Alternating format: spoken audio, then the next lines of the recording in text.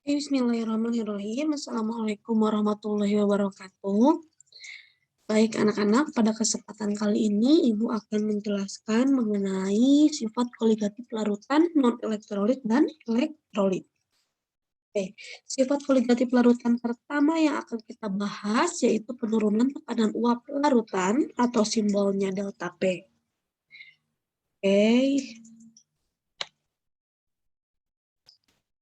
Nah, untuk memahami sifat koligatif larutan yang pertama, atau sifat koligatif larutan yang lainnya juga ya, kemarin sudah Ibu bahas mengenai materi prasyaratnya ya, yaitu tentang konsentrasi larutan dan larutan elektrolit dan non-elektrolit, ya.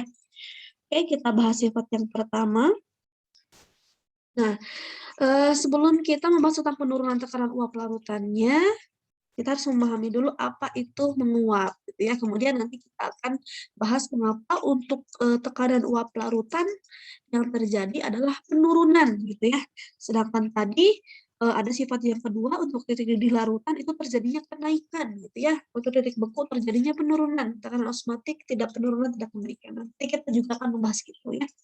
Oke, yang pertama, coba kita perhatikan gitu ya, ketika kita menjemur baju di luar gitu ya, di bawah terik sinar matahari gitu ya. Nah, pakaian basah yang dijemur menjadi kering gitu ya. Nah, kenapa gitu ya? Kenapa? Karena ternyata air yang ada di baju itu dapat menguap gitu ya. Nah, di sini yang akan ditekankan adalah air dapat menguap pada suhu berapapun, termasuk pada suhu di bawah 100 derajat Celcius. Coba kalau kita ukur suhu di luar ruangan gitu ya, yaitu di bawah sinar terik matahari gitu ya, apakah suhu di situ mencapai 100 derajat Celcius? Kan tidak ya. Kan tidak, paling berapa? Paling 30 derajat kurang atau 30 derajat lebih gitu ya. Nah, ternyata pada suhu segitu pun air itu bisa menguap gitu ya. Fenomenanya bisa kita lihat pada jemuran pakaian yang tadinya basah menjadi kering gitu ya. Jadi di sini kalau menguap itu bisa terjadi pada suhu berapapun. Tidak perlu harus menunggu suhu 100 derajat Celcius baru dia menguap gitu ya kan. Yang terkenal itu kita tahu bahwa air mendidih pada suhu 100 derajat Celcius gitu ya. Nah, cuman harus digarisbawahi nih, air mendidih pada suhu 100 derajat Celcius itu pada tekanan 1 atm. Kalau tekanannya berubah lagi, kalau tekanannya bukan pada 1 atm, maka air juga tidak akan mendidih pada 100 derajat Celcius. Nanti kita bahas di titik ya. Oke, sini ya. Jadi anak-anak, menguap itu tidak sama dengan mendidih gitu ya. Karena tadi menguap itu bisa terjadi pada suhu berapapun, kalau mendidih dia terjadi pada suhu tertentu tergantung tekanannya juga gitu ya. Dan cirinya pun berbeda gitu ya. Coba kita perhatikan gambar di samping ini. Kalau menguap hanya terjadi perubahan fasa dari zat cair menjadi gas itu pada permukaan larutannya saja ya, untuk molekul-molekul yang ada di permukaan larutannya saja. Sedangkan untuk mendidih gitu ya, mendidih sama perubahan fasanya itu dari gas cair menjadi gas, tapi di sini yang terjadi adalah semua molekul-molekul ini contohnya misalnya air gitu ya, semua molekul-molekul air pada seluruh bagian gitu ya, pada seluruh bagian gitu, dia akan berpotensi untuk menjadi molekul gas gitu ya. Nah, di sini ya diperlihatkan bahwa dari bawah pun, molekul air dari bawah pun akan bisa berubah menjadi gas itu untuk mendidih gitu ya. Kalau untuk menguap mah hanya molekul-molekul yang ada di permukaan larutan saja gitu ya. Dan cirinya kalau misalnya mendidih itu kan ada gelembung-gelembung gas ya. Gelembung kalau kita mendidihkan air di panci gitu ya, kelihatan di pancinya itu ada gelembung-gelembung gas gitu ya. Kalau menguap mah tidak akan sampai ada gelembung-gelembung gas gitu ya. Yang terlihat oleh kita gitu ya. Oke, selanjutnya. Nah, di sini Ibu ingin menunjukkan bahwa bagaimana nih ketika pakaian yang dijemur di dalam ruangan gitu ya. Nah, ternyata baju yang dijemur di dalam ruangan itu tidak akan kering. Katanya ya sekering-keringnya baju yang dijemur di dalam ruangan tetap akan terasa ada basah-basahnya gitu ya. Kalau lembab gitu ya, lembab bajunya tidak sekering ketika dijemur di luar ruangan ya. Oke ya. Nah, di sini ceritanya ya, ruangan jenuh dengan uap air. Kenapa ruangan jenuh dengan uap air gitu ya? Nah, ketika air di dalam pakaian basah menguap gitu ya, ingat meskipun di dalam ruangan air tetap bisa menguap loh, ya. Karena, seiring berjalannya waktu, lama-kelamaan gitu ya, air, sedikit-sedikit air yang ada di dalam, pakaian basah ini akan menguap keluar gitu ya. Karena ini ceritanya di dalam ruangan tertutup gitu ya, maka pada suatu waktu si ruangan ini akan penuh dengan uap air. Gitu. Yang kita rasakan apa? Yang kita rasakan ruangannya lembab gitu ya, akan terasa dingin. Nah, di situ ketika ruangan sudah, menampung maksimal jumlah uap dari si pakaian basah di sini, maka kita sebut ruangannya itu sudah jenuh dengan uap air gitu ya, ruangan jenuh dengan uap air gitu ya. Itu sudah maksimal nih menampung uap airnya ya. Oke, nah di sini ya, penguapan itu atau menguap itu adalah proses perubahan dari zat cair menjadi uap atau gas, gitu ya. Oke, perhatikan gambar di samping ini. Oke ya, ini perbedaannya ya ketika suatu, misalnya di sini, air ya, di dalam wadah terbuka dengan air di dalam wadah tertutup, ya. Nah, di sini terlihat ketika wadahnya terbuka gitu ya, si uap air nih, uap air, atau si air dalam bentuk gas gitu ya, air dalam bentuk gas akan keluar dari wadahnya ya, keluar. Kemudian ketika wadahnya tertutup, maka ketika air berubah fasa dari cair menjadi gas, oke, dia ke atas, wadahnya tertutup, maka dia akan kembali lagi ke bawah, gitu ya, akan kembali lagi ke bawah menjadi uap air gitu ya. Bu, di gambar A juga ada yang ke bawah nih panahnya, iya. Tapi di sini, dapat kita pastikan tidak semua gas kembali lagi ke bawah. Banyak gas juga yang keluar karena wadahnya terbuka ya. Tapi kalau di, apa namanya, di wadah B gitu ya, di lambung B, jadi bisa dipastikan bahwa semua gas yang terbentuk di dalam, apa namanya, wadah ini pasti akan, turun lagi ke bawah menjadi, uap air gitu ya. Kalau proses dari cair menjadi gas itu namanya menguap, kalau misalnya, apa, proses dari uap air atau gas menjadi cair lagi itu namanya mengembun gitu ya. Nah gitu. Kemudian anak-anak ketika, apa namanya, si keadaan ini sudah jenuh gitu ya, si wadah ini sudah jenuh, artinya si wadah ini sudah menampung maksimal jumlah uap air yang bisa dia tampung, yang udah tertutup gitu ya. Maka, ketika keadaan sudah jenuh, si laju penguapan akan sama dengan laju pengembunan gitu ya. Jadi yang menguap akan sama dengan yang mengembun gitu ya lajunya gitu. Jadi di sini dinamakan terjadi kesetimbangan yang dinamis gitu ya. Nah, tekanan yang dihasilkan pada permukaan cairan saat kesetimbangan dinamis ini disebut tekanan uap zat tersebut. Kalau di sini zatnya air, berarti ini namanya tekanan uap air gitu ya. Kita bisa bilang juga tekanan uap jenuh air gitu ya. Kenapa uap jenuh? Karena emang dalam keadaan yang jenuh gitu ya. Seperti itu. Kemudian, nah sekarang coba kita perhatikan tabel 13,4 di sini gitu ya. Di sini ada tabel tekanan uap dari beberapa cairan. Di sini ada air, benzena, metil alkohol, dietil eter gitu ya. Di sini ada pada suhu yang berbeda-beda. Nah, yang pertama coba kita perhatikan pada suhu yang sama untuk semua jenis senyawa gitu ya. Oke, misalnya pada suhu 0 derajat Celcius nih. Ya, coba kita perhatikan.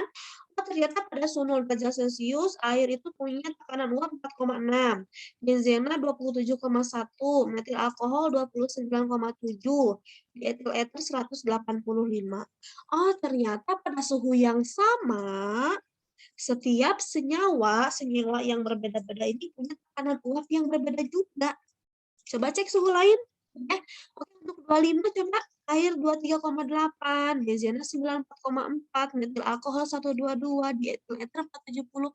Oh iya, cek yang lain juga ternyata sama gitu ya, bahwa pada suhu yang sama, senyawa yang berbeda memiliki tekanan uap yang berbeda gitu ya.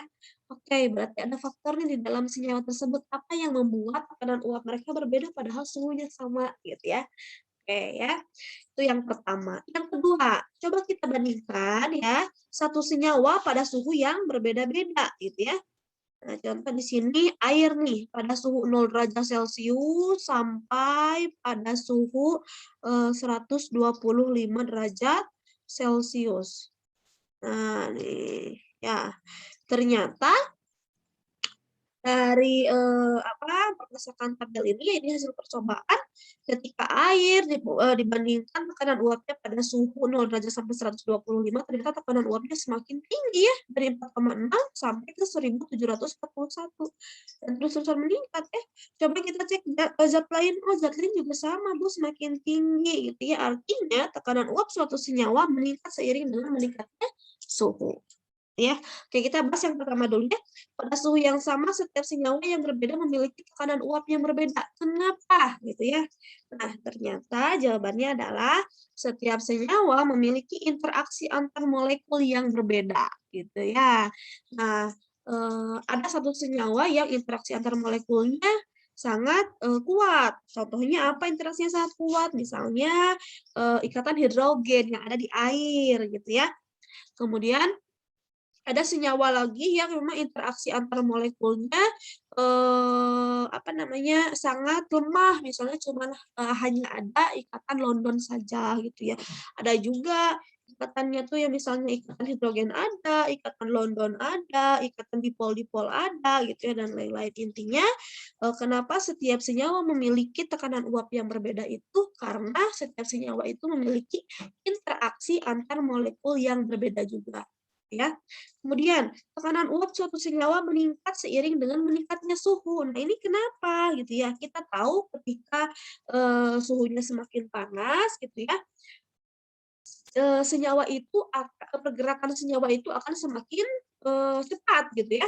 Nah, pergerakan senyawa akan semakin cepat gitu ya, ketika energi panasnya semakin tinggi. Nah, ketika senyawa itu bergerak lebih cepat, molekul-molekulnya lebih cepat, maka kita bisa bilang bahwa energi kinetik dari molekul tersebut akan lebih besar gitu ya.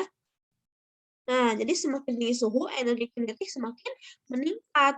Kalau energi kinetik semakin meningkat, nanti tekanannya juga akan semakin tinggi gitu ya. Jadi itulah alasannya ya, karena semakin tinggi suhu, energi kinetik semakin meningkat, maka nanti ngaruhnya ke tekanan yang diberikan oleh molekul-molekul itu juga akan semakin tinggi. Seperti itu ya. Oke, selanjutnya, nah coba perhatikan. Nah, di sini ada yang namanya alat untuk mengukur tekanan uap ya. Nah, di sini namanya nama alatnya manometer. Nah, manometer di sini membandingkan suatu larutan yang akan kita ukur gitu ya, yang akan kita ukur tekanan uapnya dengan di sini dengan air gitu ya. Nah, coba kita perhatikan. Yang sebelah kiri ini air, yang sebelah kanan ini larutan gula, gitu ya. Nah, coba kita perhatikan di sini sudah di-zoom nih molekul-molekulnya ada H2O ya. Nah, di sini sudah di-zoom juga yang gula molekul-molekulnya yang putih sama merah itu H2O, ada yang bulat-bulat hijau itu gula gitu ya. Oke, nah sekarang perhatikan ini di dalam manometer ada cairan berwarna abu itu indikatornya ya. Nah, kita perhatikan antara air dan larutan gula, ternyata yang menekan si indikator di dalam manometer lebih besar itu adalah air. Cirinya apa?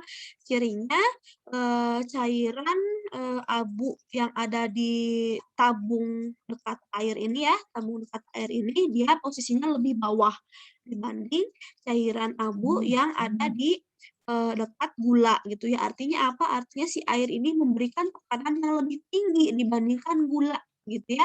Kalau misalnya gula memberikan tekanan yang lebih tinggi, otomatis si cairan abu yang ada di tabung dekat gula ini akan lebih bawah gitu ya. Tapi di sini hasilnya adalah cairan abu yang ditekan oleh si air ini posisinya lebih bawah dibanding cairan abu yang ada di tempat gula. Artinya apa anak-anak? Artinya di sini air ini memiliki tekanan uap yang lebih besar dibanding tekanan uap larutan gula gitu ya. Nah, coba ya apa namanya? Informasi tambahannya bahwa semakin mudah suatu zat untuk menguap, semakin besar tekanan uapnya gitu ya. Nah, dari hasil apa percobaan ini kita dapat tahu bahwa si air punya tekanan uap yang lebih besar dibanding tekanan uap larutan gula. Nah, kalau di sini Ibu tuliskan tekanan uap air murni gitu ya. Murni di sini maksudnya karena memang di dalamnya hanya air saja gitu ya. Kalau larutan gula itu kan ada air sama larutan gula, maka disebutnya tekanan uap larutan gula gitu ya. Kalau larutannya garam ya larutan garam gitu ya. Nah, ini mengapa nih? Mengapa terjadi demikian? Mengapa si air punya tekanan uap yang lebih tinggi dibanding larutan gula? Nah, ternyata anak-anak komposisi yang ada di dalam larutan tersebut itu mempengaruhi dari tekanan uapnya, gitu ya. Nah, coba kita perhatikan ya di sini, di larutan air itu hanya ada air saja gitu ya. Jadi ceritanya nanti molekul-molekul air akan berubah fasa dari bentuk cair menjadi bentuk gas ya. Nah, sedangkan lihat pada larutan gula gitu ya. Di sini molekul-molekul air yang akan berubah fasa menjadi gasnya itu dia harus bisa membebaskan diri juga dari interaksi dengan si gulanya gitu ya. Tadi ingat di dalam larutan gula itu ada si molekul-molekul gula juga gitu ya. Jadi kalau misalnya kita ada tekanan uap air, tekanan uap larutan gula, yang menguapnya siapa? Yang menguapnya ya si air-airnya saja. Kenapa si airnya saja? Karena di sini apa namanya gula di sini merupakan senyawa yang non volatil gitu ya. Non volatil di sini apa? Non volatil ini tidak mudah menguap gitu ya. Jadi nanti yang menguapnya itu ya si pelarutnya saja. Siapa pelarutnya? Air gitu ya. Nah, jadi kita bandingkan nih air yang ada di dalam wadah yang berisi air saja dengan air yang berada di dalam wadah yang berisi larutan gula, di mana larutan gula komposisinya itu adalah air dengan gula gitu ya. Nah, dapat kita lihat ketika air yang ada di dalam wadah air saja dia bisa langsung menguap gitu ya, dia hanya perlu membebaskan diri antara interaksi antara air dengan air saja gitu ya. Berarti di sini hanya ada interaksi antara air dengan air saja. Tuh. Kalau di dalam wadah larutan gula, ketika si air akan berubah fasa menjadi gas, dia harus membebaskan diri dari interaksi antar apa?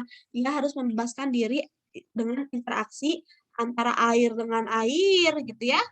Kemudian ada juga interaksi antara air dengan gula gitu ya. Nah, jadi di sini si air ini lebih sulit menguapnya anak-anak ya karena dia selain harus membebaskan interaksi antara air dengan air, dia juga harus membebaskan diri dari interaksi antara air dengan gula gitu ya. Sehingga ya, uap yang ada di wadah yang berisi air saja akan lebih banyak dibanding dengan uap air yang berada dalam larutan gula gitu ya yang dihasilkan uapnya. Nah, artinya apa? Artinya nanti karena uapnya lebih sedikit dibandingkan dengan wadah yang nomor 1 gitu ya, uap yang ada di wadah nomor 2 lebih sedikit dibandingkan dengan uap yang ada di wadah nomor 1, maka nanti tekanannya pun akan lebih sedikit ya, karena uapnya sedikit. Nah, itulah mengapa gitu ya, mengapa tekanan uap larutan gula lebih kecil dibanding dengan tekanan uap air gitu ya. Jadi di sini P P itu tekanan ya, P larutan gula akan lebih kecil dibanding P air gitu ya, karena murni biasanya P0 gitu ya. P air. Kenapa tadi ceritanya intinya? Intinya karena uap yang dihasilkan dalam larutan gula, uap air yang dihasilkan dalam larutan gula lebih sedikit dibandingkan dengan uap air dalam larutan air. Gitu ya. Kenapa uap air dalam larutan gula lebih sedikit? Karena tadi air di dalam larutan gula lebih sulit untuk menguap karena ada interaksi selain air dengan air, ada interaksi antara air dengan gula. Gitu ya. Itu jawabannya. Nah, sehingga anak-anak di sini untuk tekanan uap larutan dia itu yang terjadi adalah mengalami penurunan. Ya, penurunan dari mana? Ya dari dibandingkan ketika air saja gitu ya. Karena larutan gula lebih kecil dibanding air, maka kita bisa bilang, oh terjadi penurunan tekanan uap larutan. penurunan tekanan uap larutannya itu dibandingkan dari apa? Dari tekanan uap si pelarut murni atau air di sini ya. Pelarut murninya misalnya tekanan uapnya kan lebih besar, misalnya berapa tuh? Misalnya 10.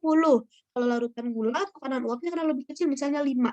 Nah ya, dari 10 ke 5 terjadi penurunan kan. Nah, makanya untuk tekanan uap larutan judulnya itu penurunan tekanan uap larutan karena ini ya, karena tekanan uap larutannya lebih kecil dibanding tekanan uap air atau pelarut murninya. Ya, alasannya apa? Di sini ya, pelarut murni mah hanya ada interaksi antara air dengan air, si larutan gula mah ada interaksi antara air dengan air dengan gula, gula dengan gula. Tapi di sini gula tidak menguap ya karena non volatil ya. Jadi si air di sini lebih sulit menguap karena selain ada interaksi dengan air, ada interaksi antara air dengan gula, gitu ya. Nah, ini kan penjelasannya, interaksi antara gula dengan air akan menghalangi molekul air untuk berubah menjadi gas, sehingga uap yang terbentuk pun lebih sedikit. Oleh karena itu, tekanan uap larutan gula akan lebih rendah dari tekanan uap air, gitu ya. Karena ini ya, karena uap yang terbentuk sedikit. Gitu ya. Mengapa uap yang terbentuk sedikit? Karena ada interaksi antara gula dan air ya, menghalangi molekul air untuk berubah menjadi gas. Ini ya kesimpulannya. Ya, jadi sekarang tahu ya kalau Ibu tanya, kenapa kok tekanan uap larutan terjadinya penurunan bukan kenaikan gitu ya. Ini alasannya ya. Adanya interaksi dengan si zat pelarut gitu ya, zat pelarut ya. Oke, sehingga tekanan uapnya jadi lebih kecil. Oke, selanjutnya, nah bagaimana perbedaan penurunan tekanan uap larutan elektrolit dan larutan non-elektrolit gitu ya. Oke, coba kita bandingkan. Nah, sini ya, penurunan tekanan uap larutan elektrolit lebih besar daripada tekanan uap larutan non-elektrolit gitu ya. Alasannya ini, larutan elektrolit dapat terionisasi sedangkan larutan non-elektrolit tidak dapat terionisasi. Gitu ya. Sehingga pada konsentrasi yang sama, larutan elektrolit mengandung jumlah partikel yang lebih banyak daripada larutan non-elektrolit. Intinya mah anak-anak kalau larutan yang elektrolit mah ingat ya, misalnya dia elektrolit. Maka ketika senyawa AB adalah larutan elektrolit, dia akan berubah menjadi ion ya, A+ dan B- gitu ya.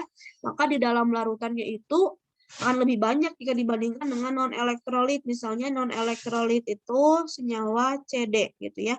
Kalau non-elektrolit CD dia nggak bisa jadi ion. Dia jadi CD lagi aja di dalam larutannya ya. Ini mah dari satu tetap satu gitu ya. Secara kasarnya seperti itu. Ini mah dari satu molekul menjadi 2 ya, menjadi ion positif dan ion negatif. Artinya di sini apa namanya?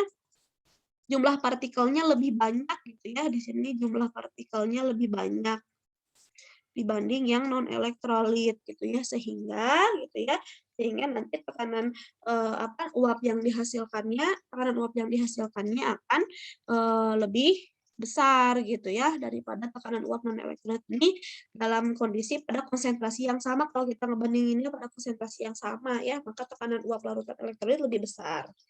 Oke, selanjutnya. Nah, di sini ada perhitungan untuk penurunan tekanan uap larutan. Ya, rumusnya delta P sama dengan P0 dikurangi P lar. Delta P di sini penurunan tekanan uap larutan, P0 di sini tekanan uap jenuh pelarut murni ya. Pelarut memang pada umumnya air, tapi bisa saja yang lain. Kalau P lar di sini adalah tekanan uap jenuh larutan gitu ya. Rumusnya bagaimana? Ini ya berdasarkan hukum Raoult. Tekanan uap jenuh suatu larutan bergantung pada fraksi mol pelarut dalam larutan tersebut dengan hubungan sebagai berikut katanya ya. Nah, ini bahwa P lar itu sama dengan P0 dikali XP. Kita sudah belajar ya, XP itu fraksi mol zat pelarut gitu ya. Nah, di sini hubungan perubahan tekanan uap larutan dengan hukum Raoult gitu ya, bahwa delta P sama dengan P0 dikali XP gitu ya. Nah, di sini perhitungan tekanan uap larutan elektrolit harus memperhitungkan jumlah ion gitu ya. Jumlah ion di sini ada yang namanya faktor Van Hoff atau I ya. I itu sama dengan N di sini jumlah ion yang terbentuk gitu ya. Ini untuk elektrolit kuat bahwa I-nya sama dengan ionnya. Misalnya jumlah ion yang terbentuk itu apa, Bu? Misalnya kalau Ibu punya apa namanya NaCl kan garam, elektrolit kuat. Jumlah ionnya berapa? Jumlah ionnya cuma 2 nih, ada Na plus dan Cl-nin. Jadi N-nya sama dengan 2, maka I-nya sama dengan 2. Kemudian untuk elektrolit lemah, I-nya ini ada rumus tertentu anak-anak. Ada 1 tambah N-1 kali alfa. Gitu ya. N-nya jumlah ion yang terbentuk, alfanya derajat ionisasi. Nanti derajat ionisasinya diketahui di soal. Kalau misal di soal 0,1 alfanya, ya alfanya masukin 0,1. Atau misalnya di soal itu 10% alfanya. Ionisasinya 10% atau derajat ionisasinya 10%, maka alfanya sama dengan 10/100 gitu ya, 10/100 atau 0,1 ya. Nah, rumus-rumus yang tadi Ibu rangkum di sini ya, untuk yang non elektrolit dan ini untuk yang elektrolit. Kalau untuk yang non elektrolit karena tidak terionisasi, jadi kita sudah tahu alfanya sama dengan 0 gitu ya. Alfanya sama dengan 0 gitu ya. Nah, di sini rumusnya untuk yang non elektrolit ini ya. Nah, nggak ada II-nya, pokoknya nggak ada II-nya. Untuk delta P bisa menggunakan P0 dikurangi P lar gitu ya. Ini kenapa P0 dikurangi P lar? Karena P larutan itu lebih kecil dibanding si P air gitu ya. Jadi yang besar kurangi yang kecil, maka P air dikurangi P larutan. Atau bisa juga tadi ya, P0 dikali XT gitu ya. Nah, di sini P lar-nya ini P0 kali XP. Kalau P lar itu P0 kali XP, tapi kalau delta P itu P0 dikali XP ya. Ini patokannya nih, ini kan P lar, P berarti XP. Ini kan delta, tak berarti XT gitu ya, jangan ketukar. Jadi delta P rumusnya bisa 2 gitu ya. Ada salah satu rumus delta P yang sering ketukar sama P lar yang ini ya. Nah, XP sendiri sudah kita pelajari kemarin NP per N total gitu ya. XT itu NP per N total. Untuk yang elektrolit, delta P dari pengurangan air, tekanan murni dikurangi tekanan larutan sama, ya. Untuk P lar juga sama, P0 kali XP. Yang bedanya apa, Bu? Yang bedanya itu di XP dan XT-nya.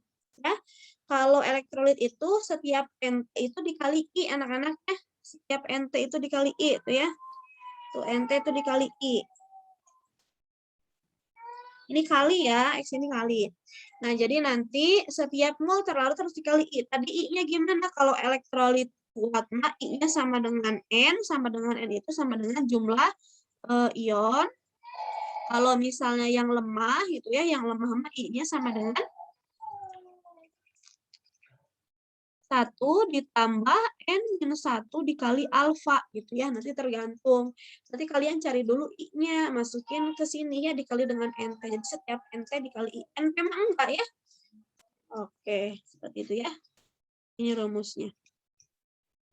Oke ya, simpulannya. Coba kalian simpulkan dari penjelasan Ibu tadi menguap itu apa. Kemudian mengapa terjadi penurunan tekanan uap gitu ya. Kemudian rumus-rumusnya apa saja ya, nanti Ibu tes di kelas. Oke, Ibu akan langsung bahas ke contoh soal ya. Contoh soal. Tekanan uap air pada 5 derajat Celcius sebesar 23,76 mm Hg. Pada suhu yang sama, suatu larutan urea mempunyai tekanan uap sebesar 23,16 mm Hg. Berapa penurunan tekanan uap larutan urea? Oke, suhu di sini hanya sebagai keterangan ya. Pada suhu segini, tekanannya segini. Itu ya untuk air dan segini untuk urea. Jadi kita bisa tulis, diketahui ini tekanan uap air 23,76 mm Hg. Tekanan uap air apa simbolnya anak-anak? P0 gitu ya. Karena di sini air sebagai pelarut gitu ya. P0 23,76 mm Hg. Kemudian urea mempunyai tekanan uap, berarti itu P urea. P urea di sini berarti P larutan ya, P larutan urea gitu ya. Berarti di sini 23,16 mm Hg. Berapa penurunan tekanan uap? Penurunan tekanan uap itu delta P gitu ya. Oke, rumusnya banyak kan yang tadi ya. Ini yang diketahui P0 dengan P lar. Nah, tadi rumusnya itu banyak. Tapi yang diketahui P0 dikurangi P lar. Maka kita ambil rumus yang pertama gitu ya. Nah, untuk non-elektrolit ataupun elektrolit sama rumusnya ya. Kita tahu urea itu apa anak-anak? Elektrolit atau non-elektrolit? Urea itu non ya. gitu. Oke, jawab berarti delta P sama dengan P0 dikurangi P lar. Pokoknya yang besar kurangi yang kecil. Yang besar itu kan yang air ya. Kalau tekanan gitu. Berarti 23,76 dikurangi 23,16. Isinya berapa? 0,6 ya. 0,60 mm Hg. Gitu. Ya, ini contoh soal yang pertama. Contoh soal kedua. Sebanyak 100 gram larutan dibuat dengan mencampurkan 10 gram urea dan 90 gram air. Ini gitu ya. Tekanan uap air pada 10 derajat Celcius sebesar 31 mm Hg. Tentukan tekanan uap larutan dan penurunan tekanan uap larutan. Oke, kita tulis yang diketahui dulu ya. Oke, diketahui. Oke, ini 10 gram larutan ini dibuat dengan mencampurkan 100 gram larutan ini dibuat dengan mencampurkan 10 gram urea dan 90 gram air. Urea ini terlarut, air ini pelarut ya. Berarti itu ada GRT sama dengan 10 gram. Kemudian GRP sama dengan 90 gram. Ini MR-nya sama dengan 40, ini MR-nya sama dengan 18 ya. Oke. Tekanan uap air pada suhu 10 derajat Celcius itu sebesar 31 mm Hg. Berarti P0 sama dengan 31 mm Hg. Kemudian tekanan uap larutan dan penurunan tekanan uap larutan itu berapa katanya ya. Oke, berarti ini ditanya P lar dan delta P gitu ya. Oke. Jawab ya. Oke, kita hitung dulu yang P lar gitu ya. Tadi P lar itu rumusnya ada yang mana tuh? Ingat, P lar itu kan P. Berarti di sini P lar itu sama dengan P0 dikali X P gitu ya. Nah, berarti kita hitung dulu. P0-nya ada, X-nya ada nggak? Nggak ada. Berarti kita cari XP dulu nih. Gitu ya. XP sama dengan NP per... Nah, ingat setiap NT dikali I kalau dia elektrolit gitu ya. Kita tentukan dulu nih si urea ini apa nih, elektrolit atau non elektrolit? Oh, ternyata urea di sini adalah non elektrolit ya. Coba lihat lagi catatan materi prasyaratnya ya, urea itu non elektrolit. Berarti di sini NP per NT ditambah NP. Kalau non elektrolit rumus XP-nya itu sama seperti yang konsentrasi dulu kemarin kita pelajari ya, NP-nya nggak dikali I ya. Oke, ini XP-nya. Oke, NP-nya di sini kita cari dulu NP-nya. GRP per MRP ini sama dengan NP gitu ya. GRP-nya berapa? GRP-nya 90 per 18 jadi sama dengan 5 gitu ya. Kalau NT-nya berarti GRT per MRT. Berarti di sini GRT-nya berapa? 10, ini 40 gitu ya, atau 1/4. Di sini NP-nya 5 per 1/4 ditambah 5.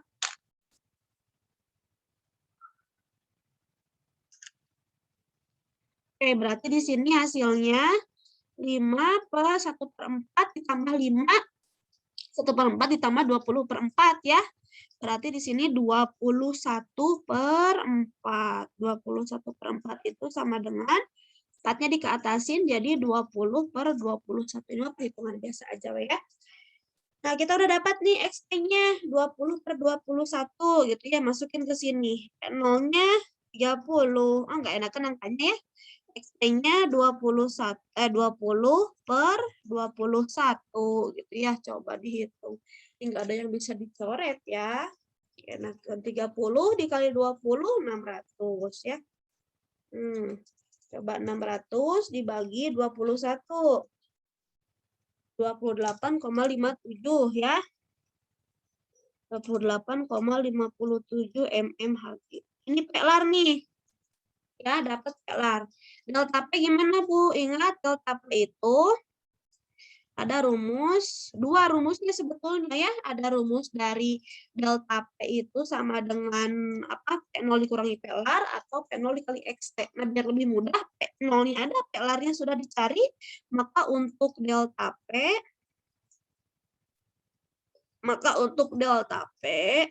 Berarti di sini P0 dikurangi P lar gitu ya. P0-nya berapa? P0-nya 31, P larnya pasti lebih kecil. 28,57 ya. Jadi nanti untuk delta P itu nggak mungkin negatif ya. Pasti karena yang besar kurangi yang kecil. 31 dikurangi 28,57. Berapa tuh?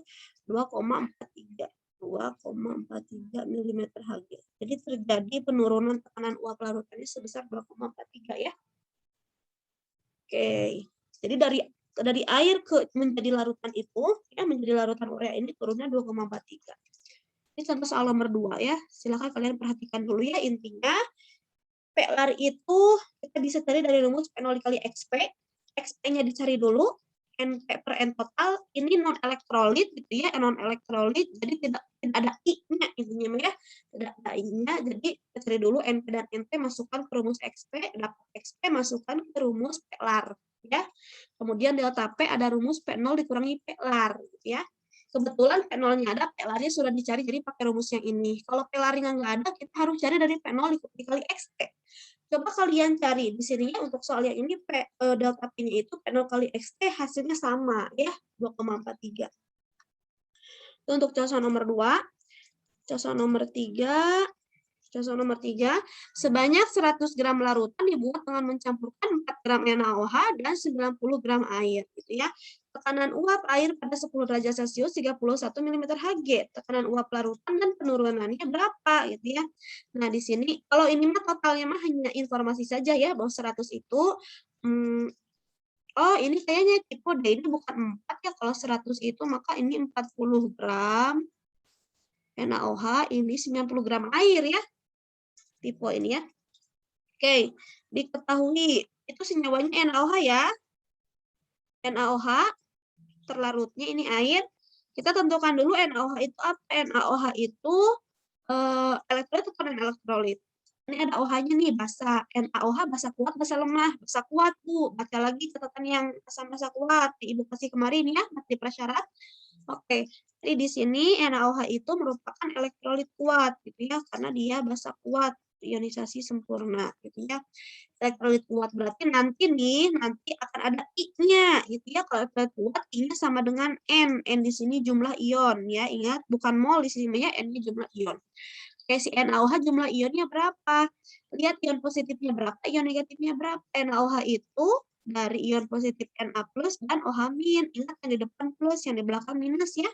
Na plus OH min ada 1 sama 1, 2. Berarti I-nya sama dengan N sama dengan 2. Nanti ya. Kemudian 40 gram NaOH, berarti itu GRP sama dengan 40 gram. MR-nya 40. Kemudian 90 gram itu berarti GRP 10 gram ya, MR-nya 18 gitu. Nah, sebentar ya, Ibu casin dulu.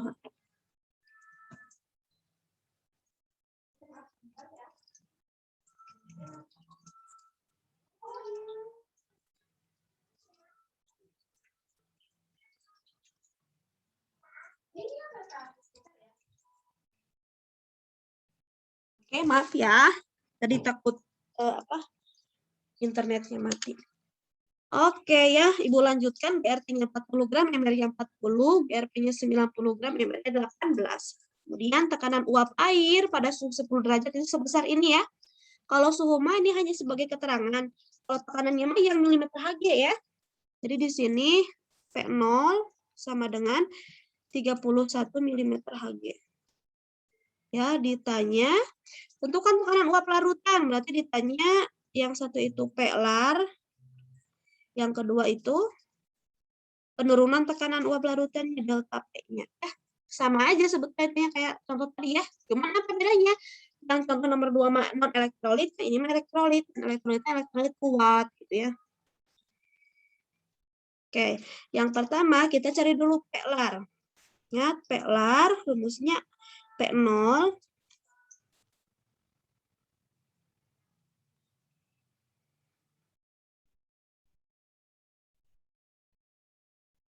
P0 dikali XP gitu, ingat P XP. P0-nya ada, XP-nya belum ada tuh. Kita cari dulu XP-nya ya. XP-nya sama dengan NP per. Ini kan elektrolit ya, berarti nanti setiap NT harus dikali I ya. Berarti NP per NT dikali I ditambah NP. Ya. Oke, NP-nya kita cari dulu nih. NP-nya GRP per MRP. GRP-nya berapa? GRP-nya 90, MR-nya 18 sama dengan 5. KNT berarti GRT per MRT sama dengan GRT-nya berapa? 40, MR-nya 40 sama dengan 1 gitu ya. Berarti di sini 5 per NT-nya 1, I-nya sudah dicari 2. 1 kali 2 ditambah 5. Berarti berapa nih hasilnya? Ini 5 per 2 tambah 5. 1 kali 2, 2. 2 tambah 5, 7. 5 per 7 ya. Oke. Nah, kita masukkan ke sini. P-nya 31 ya. MT-nya XP-nya 5 per 7 ya. 31 dikali 5 ya. Ya.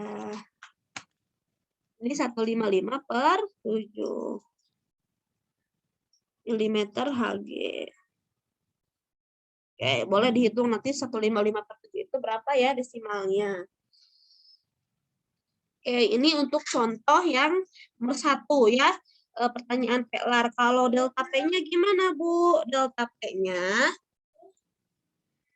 P-nya berarti kita cari delta P-nya.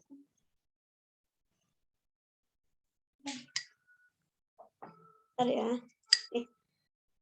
Oke, delta P-nya kita pakai cari rumus yang P0 dikurangi PLAR gitu ya.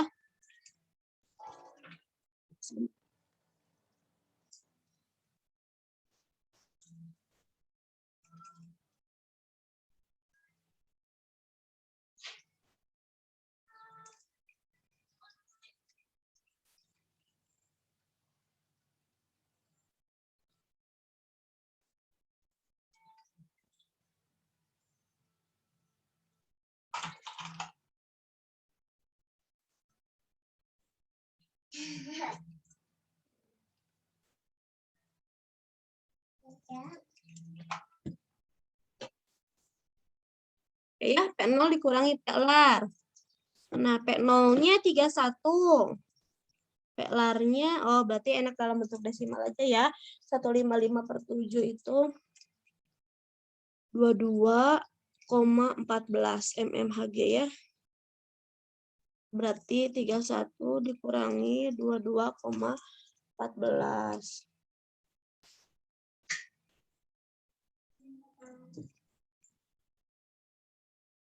8,86 mmHg. Itu ya. Nah, jadi anak-anak perhatikan. Kita tentukan dulu si terlarut yang ada di soal itu termasuk kepada elektrolit apa non elektrolit. Misalnya non elektrolit, oh ya udah, nggak usah ada I-nya ya di NT-nya itu. Ketika mencari XP atau XT-nya. Kemudian kalau di elektrolit, oh hati-hati nih, harus ada I-nya nih di rumusnya gitu ya. Kita lihat dulu elektrolitnya kuat apa lemah.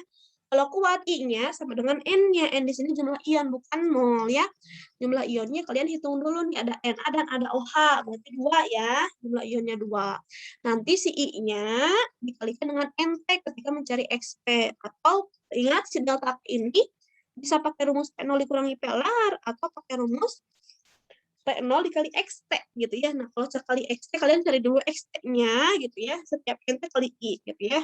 Tapi lebih simpel yang P0 kurangi PLAR. Kalau misalnya P0 ada, PLAR ada ya. Nah, kalau dia non elektrolit mah tadi ya nggak ada I-nya.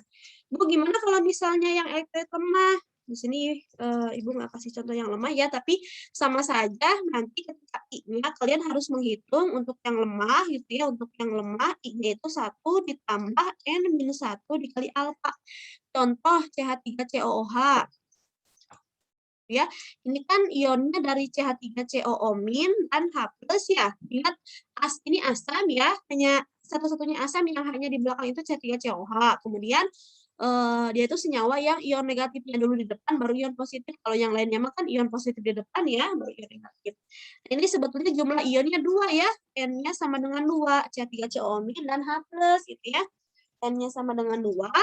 Kemudian nanti di soal diketahui misal alfanya itu sama dengan 10%. 10% itu 10/100 atau 0,1. Berarti nantinya 1 ditambah N-nya 2 dikurangi 1 dikali 0,1.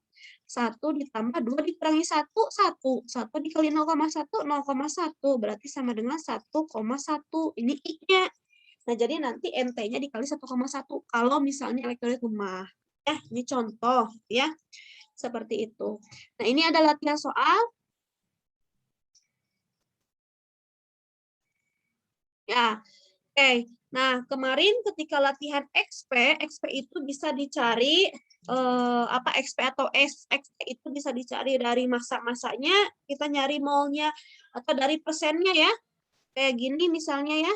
Oke. 18% katanya tekanan uap larutan glukosa 18%. Nah, ini larutan glukosa 18% nih. Kalian nanti jabarkan dulu. Berarti 18% itu si GRT-nya 18, GRP-nya berarti 100 dikurangi 18 gitu ya, atau 82 gram. Di sini ya. Jadi jangan bingung kalau ada persen-persennya, kan kemarin di pas konsentrasi larutan sudah Ibu sediakan soal-soal yang kalau diketahuinya persen larutannya ya. Oke. Ini latihan soalnya ada 6 ya. Silahkan kalian kerjakan latihan soalnya ya. Oke, kalau misalnya ada yang belum paham, boleh anak-anak nanti chat Ibu saja, kabarin Ibu saja gitu ya, bisa di WA atau Telegram, itu diskusi lebih lanjut ya. Mohon maaf jika ada ketidakjelasan dalam video ini gitu ya, mungkin suara Ibu bisa lupa karena sinyal dan lain-lain gitu ya. Sekali lagi, jika ada yang kurang jelas atau yang belum paham, boleh chat Ibu ya.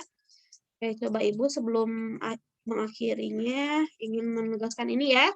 Jadi ya sekali lagi, delta P itu ada 2 rumusnya, bisa P0 dikurangi Plar ya, selisih yang besar kurangi yang kecil, yang murni kurangi larutan, atau kalau di soal tidak ada Plarnya, kita bisa cari dari P0 dikali X, X-nya dicari dulu dari rumus yang kemarin ya.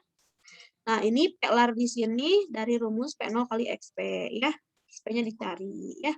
Jadi sebetulnya mah rumusnya teh 2 ini ya, ini yang ke-1, ini yang kedua. Ini yang ke-1, ini yang kedua gitu ya. Delta P P0 kali Plar, Plarnya ini rumusnya, ini XP ya, ini delta P P0 kali X, ini XP-nya. Ingat kalau yang elektrolit setiap NT dikali I ya, setiap NT dikali I. Seperti itu ya. Kalau yang lemah jangan lupa untuk yang kuat, I-nya sama dengan N, ini yang kuat, gitu ya. Kalau ini yang lemah. Yang lemah, I-nya 1 tambah N-nya 1 kali alfa.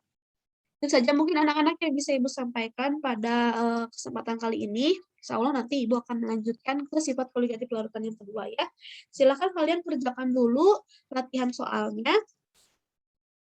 Ya, latihan soal nomor 1 sampai dengan nomor 6. Ya. Terima kasih atas perhatiannya. Sekali lagi mohon maaf apabila ada kekurangan dari Ibu yang masih belum paham, boleh chat Ibu ya. Ibu akhiri. Wassalamualaikum warahmatullahi wabarakatuh.